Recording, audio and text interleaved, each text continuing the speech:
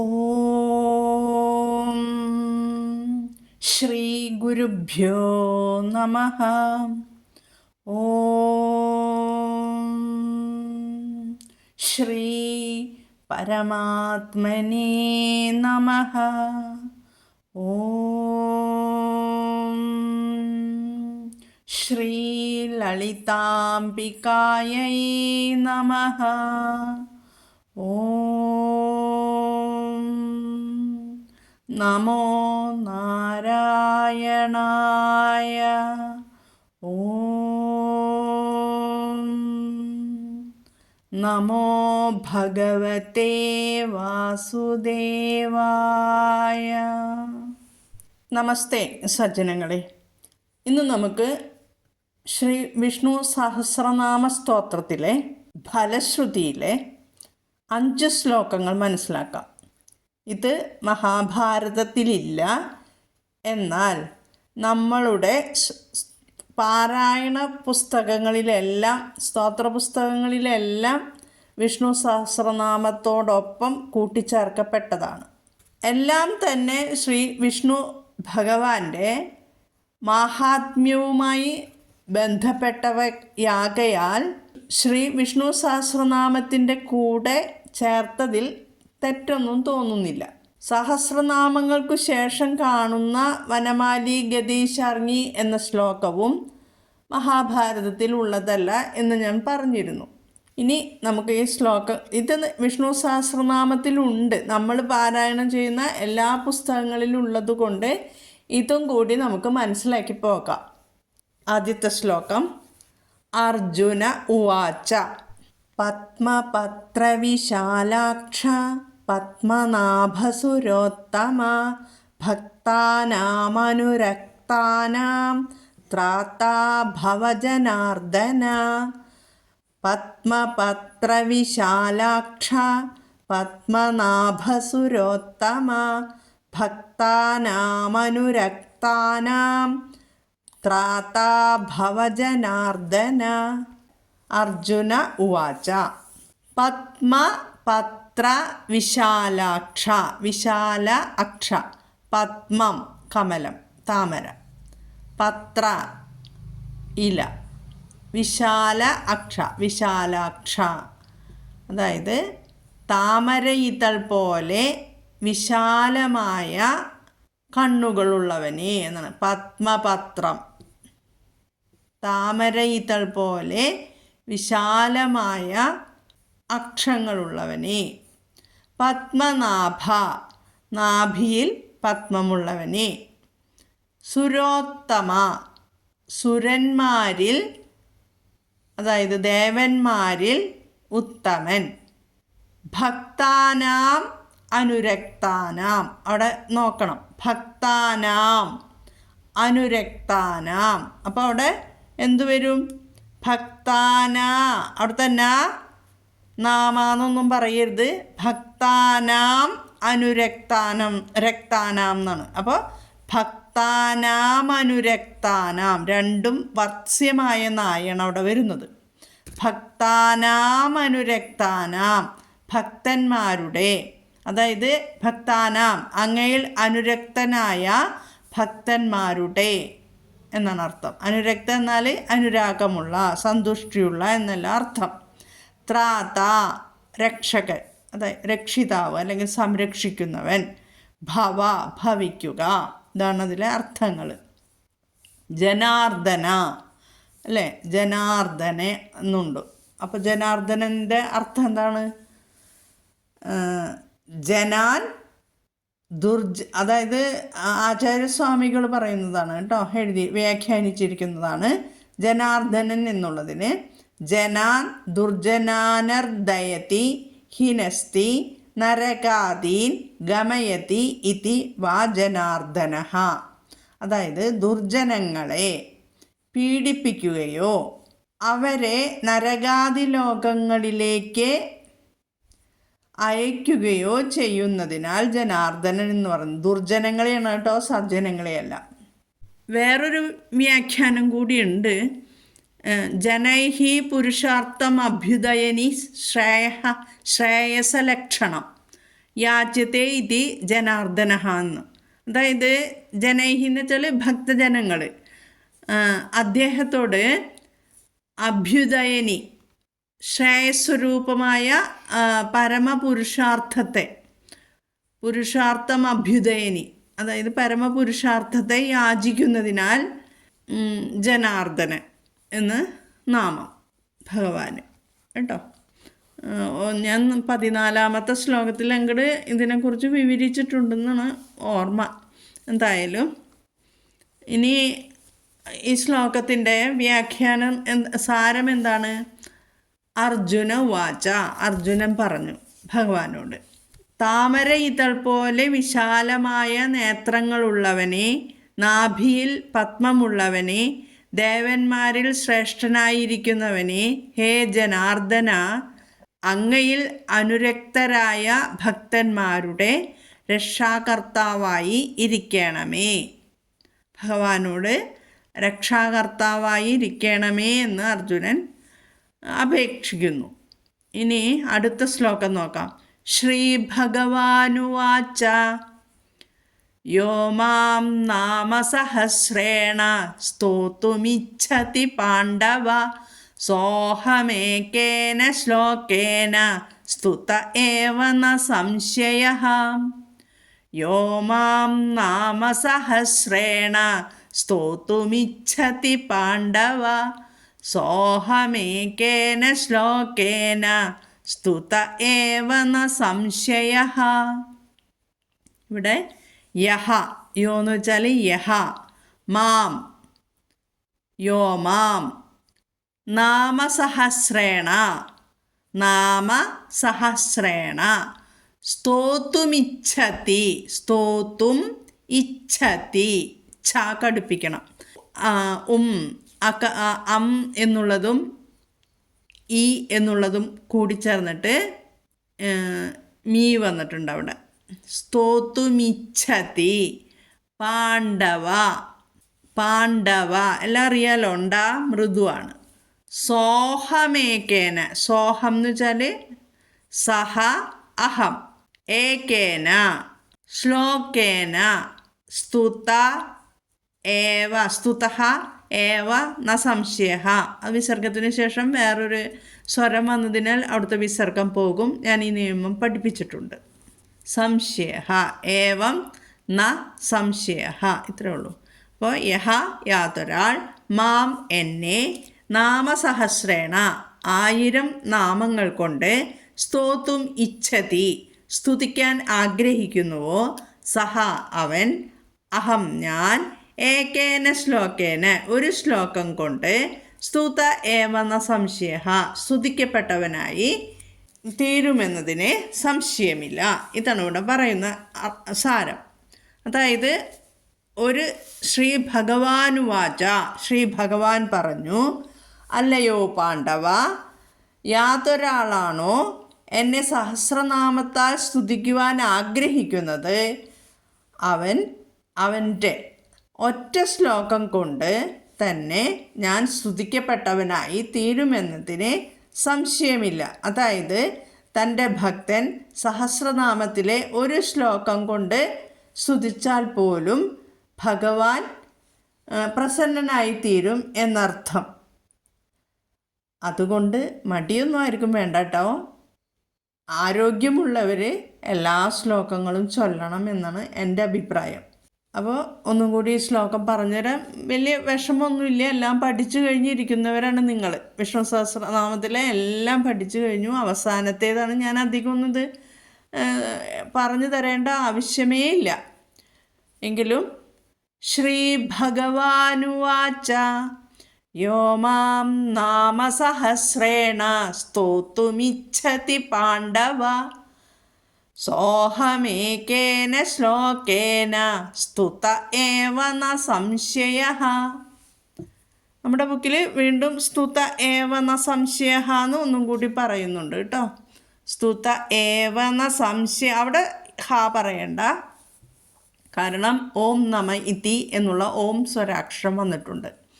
സ്തുത ഏവ ന സംശയ ഓം നമ ഇതി കേട്ടോ, അത് ശ്രദ്ധിക്കാം. ഇനി ശ്രീവ്യാസ ഉവാച വാസനാദ്വാസുദേവസ്യ വാസിതം ഭുവനത്രയം സർവഭൂതനിവാസോസി വാസുദേവ നമോസ്തുതേ. വാസനാദ്വാസുദേവസ്യ വാസിതം ഭുവനത്രയം സർവഭൂതനിവാസോസി വാസുദേവ നമോസ്തുതേ. ഇവിടെ പദച്ഛേദം വാസനാത് ശ്രീ വേദവ്യാസ ഉവാച. വേദവ്യാസ ഉവാച വരുന്നുണ്ട്, അത് വിസർഗം മാറുന്നതാണ്. വിസർഗത്തിന് ശേഷം വേറൊരു സ്വരാക്ഷരം വന്നതുകൊണ്ട്, ഇതിലെല്ലാത്തും അതെ വന്നതുകൊണ്ട് വിസർഗം മാറുന്നു, ലോപിക്കുന്നു. ഇനി ശ്രീ വേദവ്യാസ ഉവാച. വേദവ്യാസൻ എന്താണ് പറഞ്ഞത്? വാസനാത്ത് വാസുദേവസ്യ, അതാണ് വാസനാത്ത് വാസുദേവസ്യ എന്നുള്ളത്. വാസനാദ് എന്ന് വന്നു. വാസനാദ് വാസുദേവസ്യ ഒന്നിച്ചു കൂടിയപ്പോൾ ത എന്നുള്ളത് മൃദുവായി. വാസനാദ് വാസുദേവസ്യ കേട്ടോ. വാസനാത്ത് എന്ന് പറഞ്ഞാൽ വാസുദേവസ്യ എന്ന് വിടർത്തി പറയണം. വാസനാദ് വാസുദേവസ്യ വാസിതം ഭുവനത്രയം സർവഭൂത നിവാസഃ. സർവഭൂത നിവാസഃ വിസർഗം അസി, വിസർഗം കഴിഞ്ഞിട്ട് അസി. അപ്പോൾ രണ്ട് ആക്കളും വന്ന കാരണം അവിടെ നിവാസോ വന്നു കഴിഞ്ഞിട്ട് പ്രശ്ലേഷ ചിഹ്നം വന്നു, അസി എന്നുള്ളതാണ്. സർവഭൂത നിവാസോസി വാസുദേവ നമോസ്തുതേ. വാസുദേവ നമഃ അസ്തു തേ, അതാണത്. നമോസ്തുതേ, നമഃ അസ്തു തേ. അടുത്തത് വാസനാദ് വാസുദേവസ്യ, അർത്ഥത്തിലേക്ക് കടക്കാം. വാസുദേവൻ്റെ ദിവ്യ സാന്നിധ്യം മൂലം വാസിതം വ്യാപിച്ചിരിക്കുന്ന, നിറയപ്പെട്ടിരിക്കുന്ന ഭുവനത്രയം മൂന്ന് ലോകങ്ങളും, ഭൂഹു ഭുവഃ സ്വഹ, ഈ മൂന്ന് ലോകങ്ങളും സർവഭൂത നിവാസഃ അസി നിവാസോസി, എല്ലാ ഭൂതങ്ങളിലും ജീവികളിലും നീ വസിക്കുന്നു. അപ്പോൾ സർവചരാചരങ്ങളും ഭഗവാനിൽ വസിക്കുന്നു അല്ലേ. ഭഗവാൻ വായ തുറന്നപ്പോൾ കാണിച്ചു കൊടുത്തതാണ്. മണ്ണ് തിന്നുമ്പോൾ അമ്മ പിണങ്ങിയപ്പോൾ വായ തുറന്നു കൊടുക്കുന്നു. അപ്പോൾ വായിൽ ആരാണ്? എല്ലാ ചരാചരങ്ങളും ഭഗവാനിലുണ്ട്. അപ്പോൾ അത് വസിക്കുന്നു. ഭഗവാൻ സർവഭൂതങ്ങളിലും വസിക്കുന്നു. ആത്മാവ്, ജീവാത്മാവ് അറിയാലോ, എല്ലാതും പറഞ്ഞു തന്നിട്ടുണ്ട് ഞാൻ. അപ്പോൾ ഭഗവാന്റെ ചൈതന്യമാണ് നമ്മളിലുള്ളത്. ഭഗവാൻ അപ്പോൾ നമ്മളിൽ വസിക്കുന്നു. സർവചരാചരങ്ങളിലും ഭഗവാൻ വസിക്കുന്നു. തൂണിലും തുരുമ്പിലും ഭഗവാൻ സർവഭൂതങ്ങളിലും വസിക്കുന്നു. വാസുദേവ നമോസ്തുതേ, വാസുദേവ അങ്ങേക്ക് നമസ്കാരം. ശ്രീ വേദവ്യാസ ഭഗവാൻ പറഞ്ഞു, ശ്രീ വാസുദേവൻ്റെ ദിവ്യ സാന്നിധ്യത്താൽ, അതായത് ഭഗവാൻ നാരായണൻ്റെ ചൈതന്യം മൂന്ന് ലോകങ്ങളിലും നിറഞ്ഞിരിക്കുന്നു, നമ്മുടെ ഹൃദയത്തിൽ വസിക്കുന്നു. ഈശ്വരൻ ഓരോ ജീവജാലത്തിലും, ഈശ്വരൻ ഓരോ ശ്വാസത്തിലും വസിക്കുന്നു അല്ലേ. അപ്പോൾ സർവവ്യാപിയും സർവരിലും ആത്മാവുമായ അങ്ങേക്ക് നമസ്കാരം എന്നാണ് വേദവ്യാസ ഭഗവാൻ പറയുന്നത്. ഇനി അടുത്ത ശ്ലോകം ശ്രീ പാർവത്യുവാച. പാർവതി ഉവാച. ശ്രീ പാർവത്യുവാച, യകാരം വന്നു അവിടെ. ഈയും മൂവും കൂടി ചേർന്നിട്ട് അവിടെ യകാരം വന്നതുകൊണ്ട് ശ്രീ പാർവത്യുവാച. എന്താണ് ശ്ലോകം നോക്കാം. കേനോപായേന ലഘുന വിഷ്ണോർനാമ സഹസ്രകം പഠ്യത്തെ പണ്ഡിതൈർനിത്യം ശ്രോതുമിച്ഛാമ്യഹം പ്രഭോ. ഇവിടുത്തെ പദച്ഛേദങ്ങൾ നമുക്കൊന്ന് ശ്രദ്ധിക്കാം. കേന പ്ലസ് ഉപായേന, കേനോപായേന. ലഘുന വിഷ്ണോഹോ നാമ സഹസ്രകം പഠ്യത്തെ പണ്ഡിതൈഹി നിത്യം ശ്രോതും ഇച്ഛാമി അഹം. ഇത്രയാണ് ശ്രോതുമിച്ഛാമി അഹം പ്രഭോ. ഇതാണ് പാർവതി. ശ്രീ പാർവതി ഉവാച. പാർവത്യുവാച കേനോപായേന. കേനോപായേന എന്ന് വെച്ചാൽ ഏത് മാർഗത്തിലൂടെ, കേന ഉപായേന ഏത് മാർഗത്തിലൂടെ, ലഘുന എളുപ്പത്തിൽ, വിഷ്ണോഹോ സഹസ്രനാമം വിഷ്ണുർനാമ സഹസ്രകം വിഷ്ണുവിൻ്റെ 1000 നാമങ്ങൾ പഠ്യത്തെ പാരായണം ചെയ്യപ്പെടുന്നു അല്ലെങ്കിൽ പഠിക്കുന്നു. പണ്ഡിതൈഹി പണ്ഡിതന്മാർ, നിത്യം നിത്യം തന്നെ എന്നും, ശ്രോതും കേൾക്കുവാൻ, ഇച്ഛാമി അഹം ആഗ്രഹമുണ്ട് ഞാൻ ആഗ്രഹിക്കുന്നു, അഹം എന്ന് വെച്ചാൽ പാർവതി, പ്രഭു അല്ലയോ മഹേശ്വര. പാർവതി മഹേശ്വരനോട് വിഷ്ണു സഹസ്രനാമം ചൊല്ലുവാനുള്ള എളുപ്പ വഴി ചോദിക്കുന്നതാണ് ഈ ശ്ലോകം. ശ്രീ വിഷ്ണു സഹസ്രനാമം മുഴുവൻ ചൊല്ലാൻ ഇപ്പോൾ രോഗികൾക്കും വൃദ്ധന്മാർക്കും എല്ലാം സാധിക്കുന്നുണ്ടാവില്ലല്ലോ. അപ്പോൾ എന്താണ് അവർക്കുള്ള വഴി?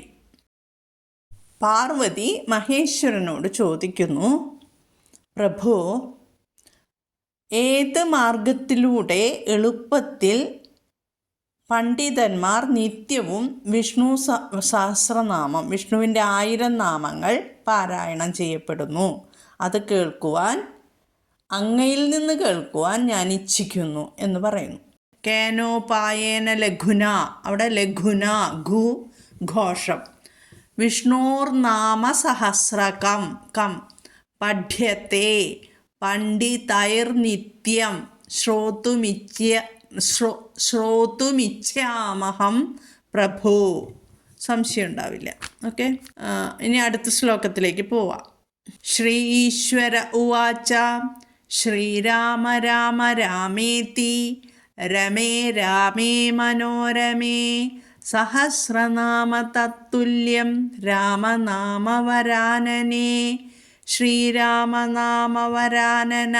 ഓം നമ ഇതി.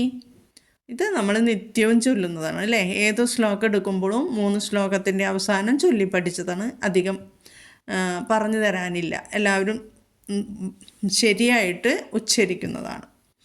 ശ്രീരാമ രാമ രാമേതി, ശ്രീരാമ രാമ രാമ എന്ന്, രമേ മനസ്സിനെ രമിപ്പിക്കുന്നവളെ, മനോരമേ സുന്ദരമായ അല്ലെങ്കിൽ മനോഹരമായ, വരാനനെ മുഖമുള്ളവളെ, സഹസ്രനാമ തത്തുല്യം 1000 നാമങ്ങൾക്ക് തുല്യമായത് രാമനാമമാണ്. രാമനാമം, രാമേ രാമനിൽ. ഈ ശ്ലോകത്തിൻ്റെ സാരം എന്താണ്? ശ്രീ പരമേശ്വരൻ അരുളി ചെയ്തു. ഈശ്വര ഉവാച, അല്ലയോ മനസ്സിനെ രമിപ്പിക്കുന്നവളും സുന്ദരമായ മുഖത്തോടു കൂടിയവളുമായ പാർവതി, ഞാൻ എല്ലായ്പ്പോഴും ശ്രീരാമ രാമ രാമ എന്നിങ്ങനെ ജപിച്ചുകൊണ്ട് ശ്രീരാമചന്ദ്രനിൽ തന്നെ രമിച്ചുകൊണ്ടിരിക്കുന്നു. ആ രാമനാമം സഹസ്രനാമത്തിന് തുല്യമായതാണ്. ഇതാണ് ഇവിടെ നമുക്ക് പറയാൻ പറ്റുക. ആധ്യാത്മരാമായണത്തിൽ രേഖപ്പെടുത്തിയിട്ടുള്ളതാണ്. ശ്രീ പരമേശ്വരൻ സദാനേരവും രാമനാമമാണ് ജപിക്കുന്നതെന്ന്. രാമനാമത്തെ സദാകാലവും ജപിച്ചിടും കാമനാശനൻ ഉമാവല്ലഭൻ മഹേശ്വരൻ. ബാലകാണ്ഡത്തിലുണ്ടത്. പിന്നെയുള്ളത് ഇവിടെ ഓം നമ ഇതി. ഈ നാമം പ്രണവത്തോടെയും നമസ്കാരഭാവത്തോടെയും ജപിക്കണം. 3 പ്രാവശ്യം നമ്മൾ ഈ വിഷ്ണു സഹസ്രനാമം ചൊല്ലിക്കഴിഞ്ഞിട്ട് ഈ ശ്രീരാമ രാമ രാമേതി രമേ രാമേ മനോരമേ സഹസ്രനാമ തത്തുല്യം രാമനാമ വരാനനെ, ഇത് തുടങ്ങുമ്പോൾ ഞാൻ പറഞ്ഞിട്ടുണ്ടായിരുന്നു 3 പ്രാവശ്യം ജപിക്കണം. മുഴുവൻ വിഷ്ണു സഹസ്രനാമം ചൊല്ലിക്കഴിഞ്ഞിട്ട് ഇത് 3 പ്രാവശ്യം ജപിക്കണം. മന്ത്രം പറയുമ്പോൾ, ജപവിധി കാണിക്കുമ്പോൾ, സാരം വ്യക്തമാക്കുമ്പോൾ അവസാനം നമ്മൾ ഓം നമ ഇതി എന്ന് ചേർക്കാറുണ്ട്. അതൊരു നിയമപരമായൊരു രീതിയാണ്. ഇവിടെ ജപവിധി കാണിക്കുന്ന ശാസ്ത്രീയ സമാപന വാക്യമാണ് ഓം നമ ഇതി. അപ്പോൾ ശ്രദ്ധിക്കുക. ഇനി എല്ലാവരും ഈ നാമം മാത്രം ചൊല്ലിയാൽ പോരാ, എനിക്കിന്ന് വിഷ്ണു സഹസ്രനാമം ചൊല്ലാൻ പറ്റില്ല എന്നും പറഞ്ഞിട്ട് അങ്ങനെ മടി കാണിക്കരുത്. സാധിക്കുന്നവരെല്ലാം വിഷ്ണു സഹസ്രനാമം നിത്യവും ചൊല്ലണം, അതിന് ഗുണമുണ്ടാവും കേട്ടോ. നമുക്ക് വരാനിരിക്കുന്ന ആ കർമ്മഫലങ്ങൾ ചിലപ്പോൾ കഠിനമായേക്കാം. ആ കഠിനമായവ എളുപ്പമാക്കാൻ വരും. കർമ്മഫലം എന്തായാലും നമ്മൾ അനുഭവിക്കണം. ആ സഞ്ചിത കർമ്മത്തിൽ കുറച്ച് നമ്മൾ എടുത്തു കൊണ്ടുവന്നിട്ടുണ്ട്, അതെന്തായാലും അനുഭവിക്കണം. ആ അനുഭവിക്കുന്നതിൻ്റെ ആ കാഠിന്യം കുറയ്ക്കാനായിട്ട് സഹസ്രനാമം ചൊല്ലിയാൽ സാധിക്കും. എന്താണ്, കണ്ണിൽ കൊള്ളേണ്ടത് പുരികത്തിൽ കൊണ്ടുപോയി എന്ന് പറയില്ലേ, അതുപോലെ അത് ശ്രദ്ധിക്കണം. എല്ലാവരും മടി പിടിക്കരുത്. ഒരു 20-25 മിനിറ്റ് സഹസ്രനാമം ചൊല്ലാൻ ശ്രമിക്കണം കേട്ടോ. എല്ലാവർക്കും ജഗദീശ്വരൻ്റെ കൃപാകടാക്ഷം ലഭിക്കുവാൻ പ്രാർത്ഥിച്ചുകൊണ്ട് നിർത്തുന്നു. ഓം ശ്രീ ഗുരുഭ്യോ നമഃ. ഹരി ഓം. ഓം തത്സത്.